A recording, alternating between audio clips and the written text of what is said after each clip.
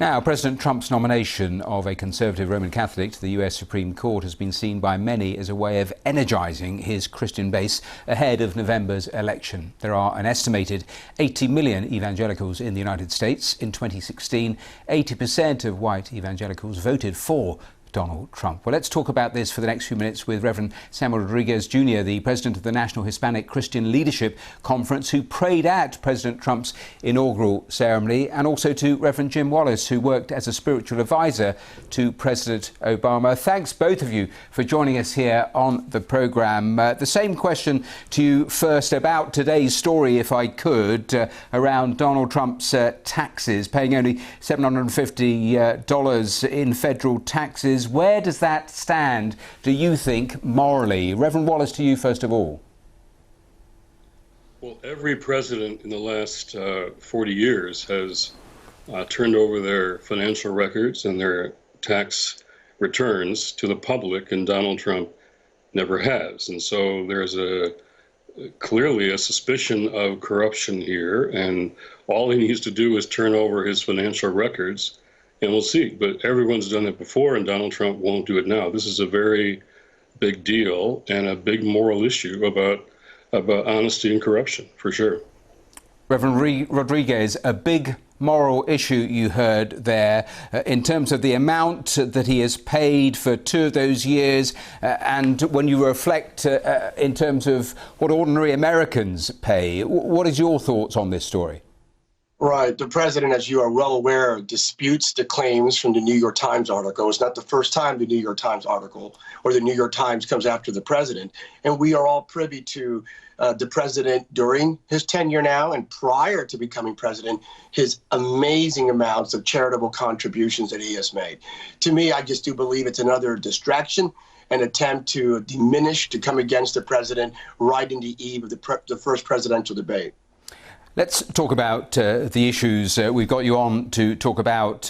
We outlined there in the introduction the importance of the evangelical vote. What do you think will be the key driver, Reverend Rodriguez, in securing that vote in November?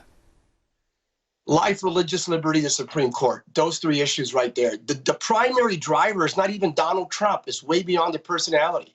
The primary driver is the extreme left turn taken by the Democratic Party. But I had the privilege, likewise, of working with President Obama, who I absolutely love.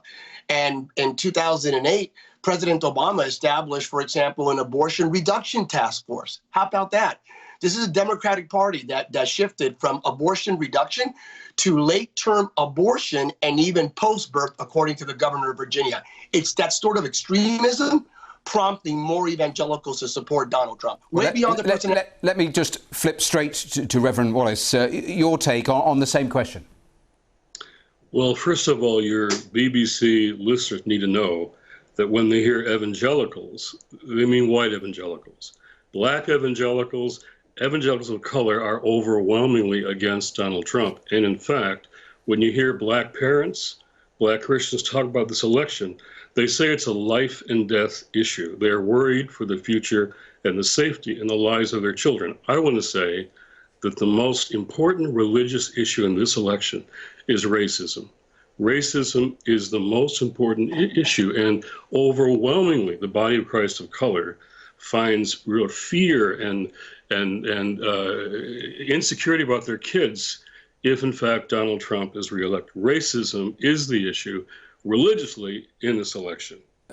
Reverend Wallace, you heard what Reverend Rodriguez was saying about the key drivers, and absolutely in that first sentence he talked about the Supreme Court and the placements there. How important is that issue, do you think, in terms of voters in this demographic?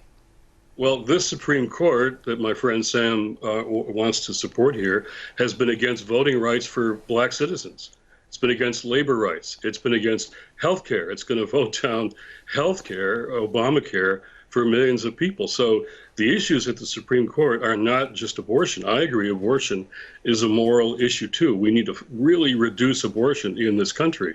But I'm saying in this election, abortion won't be the primary issue for Christians of color and many of us who join with them. The issue is racism. The issue is the future and safety of their children. Racism, Genesis 1:26, we're all made in the image of God and the likeness of God. So there are active efforts underway to suppress black votes.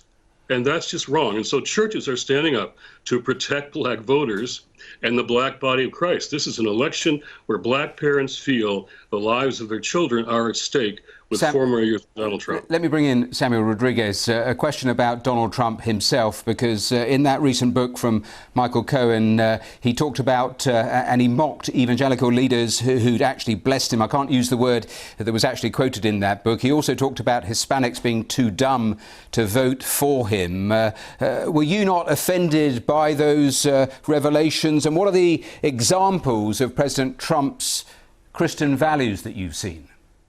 Yeah, God bless Michael Cohen. Very few people are offended by Michael Cohen because we understand the wound that motivates him to write and speak what he speaks. At the end of let me just clear something up. As a person of color that I am, I'm Latino, soy hispano. 66% of Latino evangelicals supported President Trump in 2016. And we're looking at that number increasing now because of the aforementioned issues. Yes, again, and I do agree with my friend Jim, racism is a critical issue.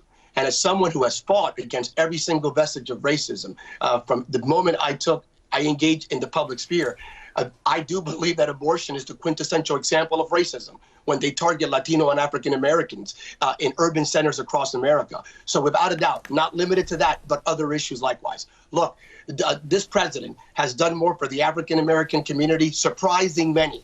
Funding black colleges, lowering the unemployment rate of African Americans to the lowest level in American history. Likewise with Latino. So look at the metrics, not the tweets, not the perceived interpretation of rhetoric. Look at the policies. That's why I do believe that 80% of evangelical may actually increase to 85, but you're going to see significant increase in Latino and African American Christian support of President Trump because of life, religious liberty, and the Supreme Court. Well, look, we have run out of time. I know, Jim, that you're trying to get in, but I'm sorry, we are out of time. But thanks both of you for being with us and debating the issues ahead of that crucial November poll and that crucial dynamic in that election.